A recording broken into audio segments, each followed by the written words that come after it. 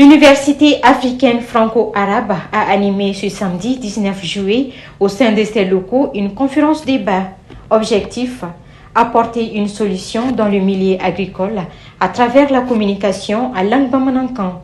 La conférence était placée sous le thème « L'agriculture en Bambara, une solution durable pour le développement agricole au Mali ». Lassina Koulibaly, reportage. Cette conférence a été initiée par l'Université africaine franco-arabe dans le but d'apporter sa contribution à l'innovation des sciences de l'agriculture.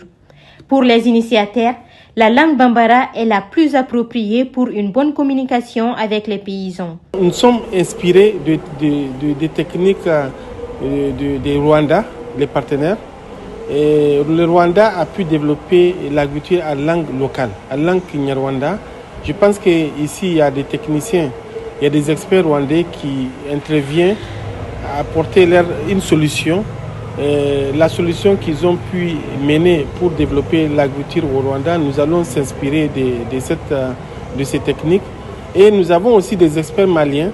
Et nous avons invité l'IR, les techniciens, les scientifiques l'IR qui ont intervenu, qui ont apporté une solution durable pour ces problèmes. Le choix du thème d'aujourd'hui à l'Université privée africaine IPAFA 2, avec ses partenaires que nous sommes l'Institut d'économie rurale, et les autres acteurs comme Odari et Associates qui vient du Rwanda, Kigali, avec des technologies agricoles, plus celle de la recherche au Mali. Le choix avec l'université en tant que structure de formation des futurs vivriers de demain, donc les diplômés, il serait bon qu'on ait une formation modulaire sur les langues, c'est-à-dire utiliser la langue locale dans leur formation.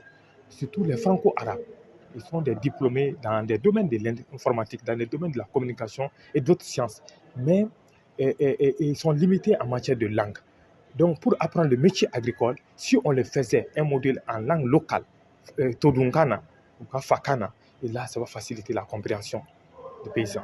Donc le choix de ces thèmes est pour informer le public que l'utilisation de nos langues locales peut être un impact positif dans la compréhension du transfert de la technologie, de la compréhension et de l'appropriation de la technologie par les utilisateurs, les producteurs, les entreprises agricoles, les élèves. Ils seront des diplômés dans les métiers agricoles.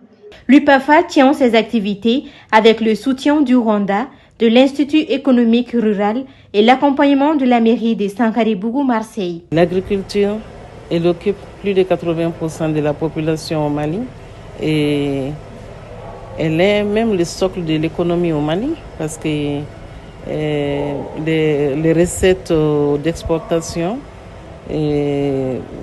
proviennent de l'agriculture à 40%.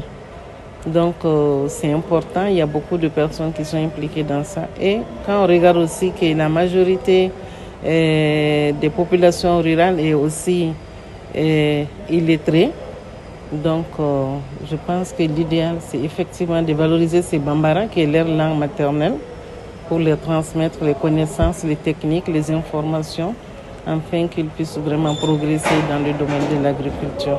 Le débat a enregistré une participation pleine de différents acteurs du monde agricole.